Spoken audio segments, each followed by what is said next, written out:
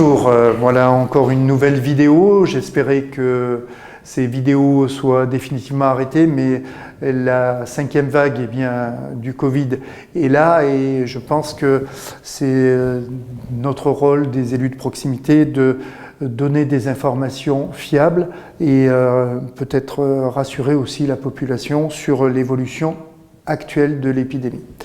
Donc, par rapport au Covid, ce qu'on constate, c'est que aujourd'hui, le territoire, la pression épidémique est forte sur le territoire.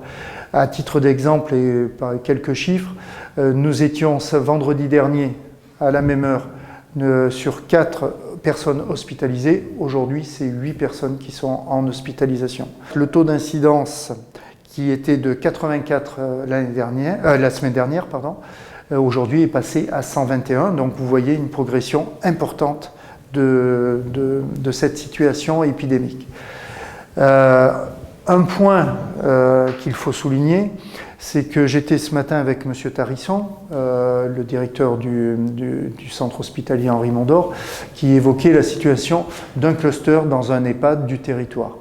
Aujourd'hui, les chiffres qu'on obtient dans le cadre de ce cluster, sur 10 cas du cluster dans cet EHPAD, nous pouvons retirer un certain nombre d'informations pertinentes. Sur les 10 cas, ceux qui avaient reçu 3 doses ont développé les formes asymptomatiques de la maladie, c'est-à-dire aucun symptôme. Ils sont porteurs du virus, mais ils n'ont pas les désagréments du Covid.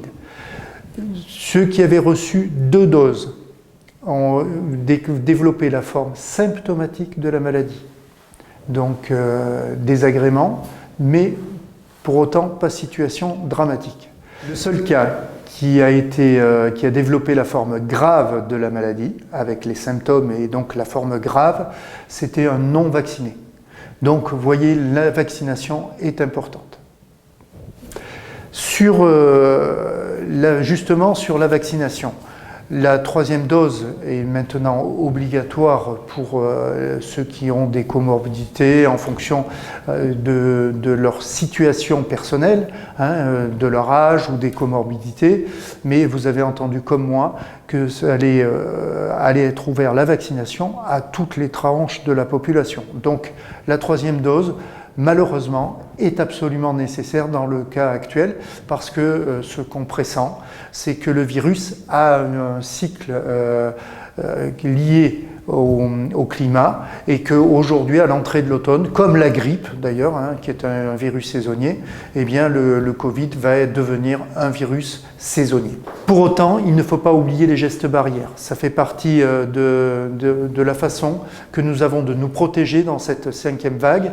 Le vaccin n'évite pas la propagation du virus, mais par contre évite les formes graves de la maladie. Et ce qui évite la circulation du virus, ce sont les gestes barrières. Donc gel hydroalcoolique, respect des distances et port du masque, c'est impératif. Sur les conséquences de cette situation sur notre territoire, d'abord dans les écoles, puisque c'est une problématique qui soucie évidemment les parents, les enseignants, la communauté éducative au sens large, mais aussi nos personnels municipaux. Donc dans les écoles, eh bien, il y aura un test salivaire à l'entrée systématique tous les jours, donc c'est un premier point. Le deuxième point, c'est que les classes ne seront pas pour autant fermées s'il y a un cas positif. Les mesures appliquées, c'est de renvoyer l'enfant malade chez lui.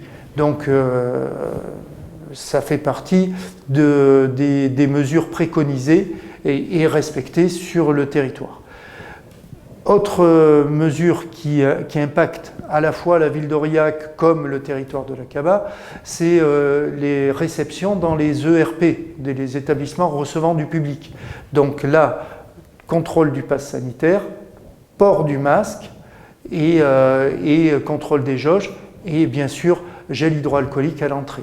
Donc on va respecter notamment sur le marché d'Aurillac, mais aussi sur le marché de Noël, ces dispositifs. L'idée étant que, l'objectif étant qu'on n'ait pas un nouveau confinement, donc chacun doit respecter ces consignes-là, parce qu'un confinement serait dramatique et bien plus dramatique que ces simples contraintes.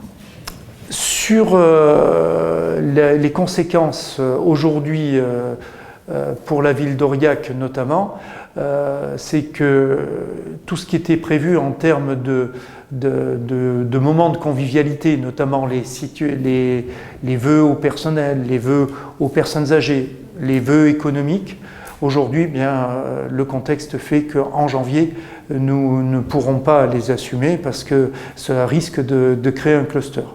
Je reviens sur le cluster du Salon des maires. Donc je rassure tout le monde, puisqu'il y a eu plusieurs messages Facebook concernant ma situation personnelle. Je suis négatif, je tiens à le dire. Voilà sur ces situations. Après, bien sûr que la halle de l'Escudillé va rester centre de vaccination. Aujourd'hui, les pharmaciens, les infirmiers, que ce soit libéral ou autres, sont disponibles pour la vaccination. Donc, la troisième dose va pouvoir être réalisée dans des conditions favorables, même si aujourd'hui, quand on prend Doctolib, ça repousse loin.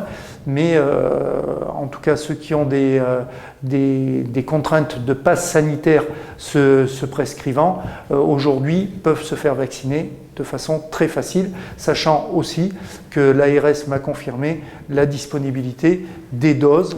Voilà, donc c'était des informations que je souhaitais vous communiquer pour faire face à cette 5e vague.